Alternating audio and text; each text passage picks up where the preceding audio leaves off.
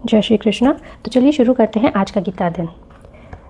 एक बात इमेजिन कीजिए कि अगर आपको हर वो चीज़ मिल जाए जो आपको चाहिए, लाइक फेम, पैसा, power, success, each and everything what ever you want, तो क्या आपका माइंड कम्प्लीटली पीसफुल हो जाएगा? क्या इस बात की कोई गारंटी है? और इन्हीं सवालों का जवाब देते हैं भगवद गीता के दूसरे अध्याय के अंतिम श्लोक। श्री कृष्ण कहते हैं, जिस प्रकार समुद्र अचल है, स्थिर है, उसी प्रकार किसी मनुष्य का मन भी समुद्र की भांति ही हो जाता है। उसके पास में कितनी भी अपॉर्चुनिटीज़ आए, कितनी भी टेम्पटेशंस आए, कितनी प्रॉब्लम्स आए, जो भी संसार के इमोशंस हैं, सक्सेस है, फेलियर है, वो आए, उस इंसान का माइंड डिस्टर्ब ना हो, तो वो इंसान ही है जो रियल पीस को एक्सपीरियंस करता है। मुझे ये भी चाहिए, मुझे वो भी चाहिए, मुझे इतना सक्सेस चाहिए, मुझे इतना पैसा चाहिए, मुझे ऐसी लग्जरियस लाइफ चाहिए। अगर कोई भी इंसान इस लाइफ के पीछे भागता है, अपने डिज़ायर्स को कंप्लीट करने के लिए अपने माइंड को डिस्टर्ब करता है, तो उस इंसान का माइंड कभी भी स्टेबल नहीं रह पाता। वह अपनी लाइफ में कभी खुश हो ही नहीं पाएगा।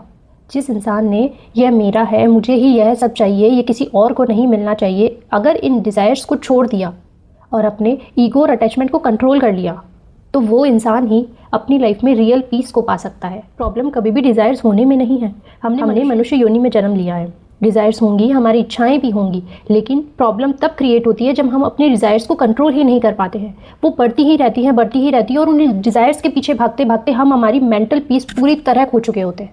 प्रॉब्लम यहाँ है। श्री कृष्ण ने अर्जुन से कहा है, हे अर्जुन, वह इंसान जो अपने माइंड को कंट्रोल कर लेता है, अपने डिज़ायर्स को कंट्रोल कर लेता है, वह इंसान ब्राह्मी स्थिति में कहलाता है। और इस स्टेट में पहुँचने के बाद इंसान कभी भी कोई भी मोह माया में नहीं फंसता और कन्फ्यूज़न होने का तो सवाल ही पैदा नहीं होता। और ये माइंड कंट्रोल, ये माइंड पीस सिर्फ एक पर्टिकुलर फेज तक नहीं रहनी चाहिए। अगर मनुष्य अपने इस कंट्रोलिंग माइंड को अपनी लाइफ के एंड तक ले जाता है, तो उसे रियल पीस की प्राप्ति होती है। दैट मीन मोक्ष। गीता का दूसरा अध्याय हमें सिखाता है, लाइफ में रियल हैप्पीनेस कभी भी बाहर की अचीवमेंट से नहीं मिलती है, बल्कि आती है स्टेबल माइंड, कंट्रोल डिज़ायर्स और इनर विजडम से। जब इंसान अपनी डिज़ायर्स का बंदी नहीं रहता, तो वह अपने माइंड का मास्टर बन जाता है। अभी वो स्थिति प्रजना अर्थात ट्रूली वाइज पर्सन बन जाता है। और यही था गीता के दूसरे अध्याय का सबसे रियल और पावरफुल मैसेज। अगर हमने हमारी डिज़ायर्स को कंट्रोल कर लिया, हमारे माइंड को कंट्रोल कर लिया, तो हमें अपनी परम शांति की प्राप्ति करने से कोई भी नहीं रोक सकता।